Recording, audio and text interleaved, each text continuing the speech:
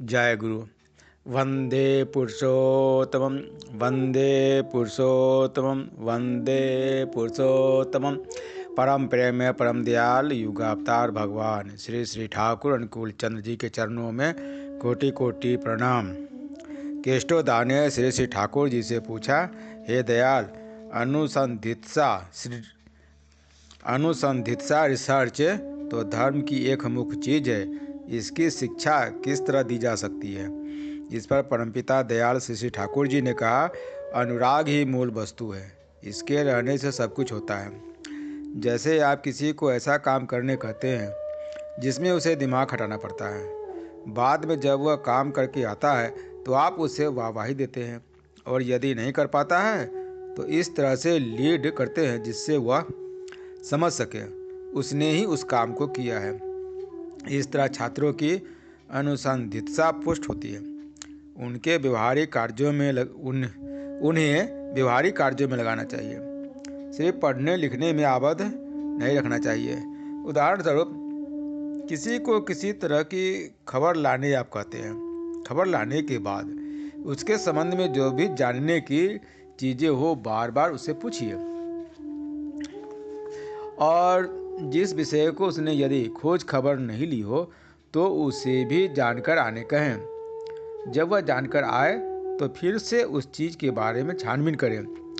आपने उससे उतने प्रश्नों को क्यों पूछा, उसकी वास्तविक उपयोगिता क्या है, इस बात को समझा बुझा देंगे। इस तरह से ऐसा करते हुए एक एक चीज़ को इस प्रकार उठाएंगे कि उस संबंध में दुनिया की जो कुछ जानने सोचने करने योग्य बातें होगी उसे बिना जाने सोचे किए रह नहीं सके। व्यवहारिक कार्यों में लगाकर हर चीज को त्रुटि रहित 16 आने समझने, जानने और करने की प्रेरणा देंगे। उस समय देखेंगे कि धीरे धीरे न्याय आएगा। मान ले आपने अपने पुत्र पंडित से कहा, देख सुनकर तो आओ, दरोगा की दुकान में बार्ले का क्या मूल्य है? वह मूल्य पूछने के बाद आकर बोला, बार्ले 1.25 रुपये में मिलती है। 1.25 रुपये के डिब्बे में कितनी रहती है? उस दुकान में कौन कौन और बार्ली है, कौन कौन बार्ली कैसी है, किसका मूल्य कितना है, कितने तरह के डब्बे मिलते हैं, खुदरा बिक्री करते हैं या नहीं करते हैं तो किस दर में? इस प्रसंग में यह भी आप पूछ बैठे, बार्ली किस चीज़ से बनती है? बाद में पूछने के लिए दुकान भेजिए। जब वह जानकर आए तो आप खुश होकर उसकी प्रशंसा करें। इस रीति से करा लेना चाहिए।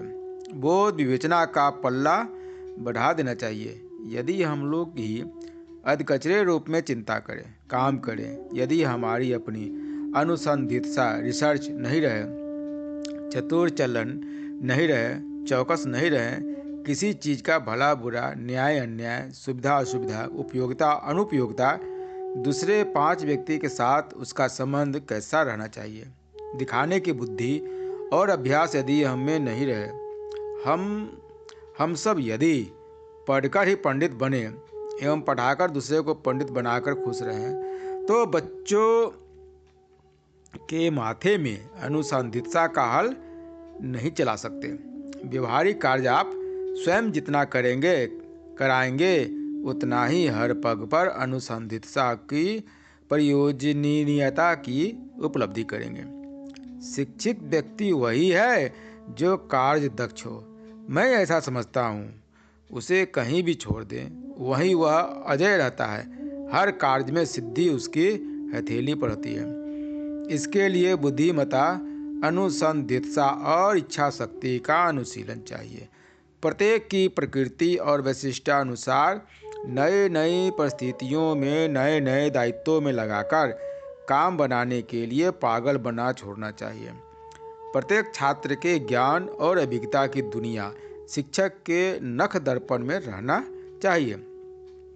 ऐसा कार्य देना चाहिए कि वह कॉमन सेंस, सहज ज्ञान की सहायता से अपने ज्ञान का प्रयोग कर उस कार्य को कर सके। उस रूप में अज्ञात बातों को ज्ञात में उपनीत कर देना चाहिए। यह शिक्षा का एक मूल सूत्र है। और दूसरे को नियंत्रित करने के मामले में लड़के बच्चों को लगा देना चाहिए। मनुष्य के साथ ही दुनिया में हम लोगों का सबसे बड़ा कारोबार है, पर विभिन्न प्रकृति के मनुष्य को कैसे सत्ता संवर्धना का सहायक बनाकर नियंत्रित करना चाहिए, वैसी शिक्षा हम बच्चों को नहीं देते। यदि ऐसी शिक्षा नहीं होती है तो सारी शिक्षा ही निष्फल हो जाती है। इसलिए एक व्यक्ति में यदि गुस्सा या अभिमान अधिक हो तो उस समय किसी दूसरे लड़के पर दायित्व देकर कह सकते हैं, जाओ उसके साथ इस रूप में जाकर मिलो जिसमें वह 5 मिनट के अंदर ही बिना हंसी खुशी हुए रह न सके। तुम उसे ठीक कर सकोगे, जाओ अभी जाओ। ऐसा कहते रहने से अनुसंधित्सा, शुभ बुद्धि और चारित्रिक बल बहुत बढ़ जाते हैं। उस समय उसे यह सोचना पड़ता है कि किस तरह कहने एवं भंगिमा करने के बाद कैसी बोली बोलने तथा हंसने से उसे अच्छा लग सकता है। इन बातों को सोचना और काम में लगाना भात दाल का कौर नहीं। कितने सारे क्षेत्रों में इस रूप में करते करते आप देखेंगे वह कैसा दक्ष कौशली बन गया है। मान ले कोई कृपण व्यक्ति है, अपनी देह का मैल भी देने के लिए तैयार नहीं है, तो आप उसके पीछे किसी दूसरे को यह कहकर भिड़ा दें, ठाकुर के लिए उसे 5 रुपया मांग कर लाना है। ऐसी बातें स्पोर्ट्स खेलकूद के समान चलानी चाहिए। तब देखेंगे कि अनुसंधित्सा कहकर भाषण देने की आवश्यकता नहीं पड़ेगी। लड़के अपने आप ही अनुसंधित्सु बन जाएंगे। गरज बहुत बड़ी बला है। लड़कों को अनुसंधित्सु होने की गरज और प्रयोजन के बीच रख छोड़े। अपने को भी इष्टार्थ पूर्ण स्वतः स्वेच्छ आग्रह मदिरता से उसे उसी गरज और प्रयोजन के बीच रखेंगे तो देखेंगे कि सहूलियत होगी। शिक्षा को सूत्र और किताब कॉपी कलम में आबद्ध नहीं करना है। शिक्षा जीवन की आदि से अंत तक काम में आती है। इसका क्षेत्र सिर्फ क्लासरूम वर्क कोठरी तक नहीं है, वरन इसका क्षेत्र है वर्ल्ड रूम, जगत कोठरी। अतः शिक्षक को व्यापक दृष्टि के साथ अपने आप को निरंतर प्रचेष्टा और प्रस्तुति पर निर्भर करने की जरूरत है। तभी उसकी शिक्षा छात्र को बेहतर जीवन के उपयुक्त बना सकेगी। ऐसी शिक्षा ही जीवनीय तथा जीवंत होती है। साधारण रूप से कभी कभी अनुसंधित्सा उद्दीपी प्रश्न आदि करना चाहिए एवं लड़के जैसा भी प्रश्न क्यों न करे अच्छी तरह समझकर उन्हें उत्तर देना चाहिए। गणित पढ़ाते समय मैंने अपने शिक्षक से पूछा था कि कैसे 1 और 1 2 होते हैं, क्या दोनों एक समान हो सकते हैं? संसार में तो कोई भी 2 चीज ठीक समान नहीं दिख पड़ती है। सभी स्वतंत्र हैं, सभी विशिष्ट हैं। अभी जिस तरह से कह रहा हूँ उस तरह उतना समझा बुझाकर नहीं कह सका था। उस समय मेरी अपनी भाषा थी, उसी भाषा में प्रश्न किया था। मेरे प्रश्न को सुनते ही शिक्षक महोदय ने मुझे बड़ी बुरी तरह पीटा।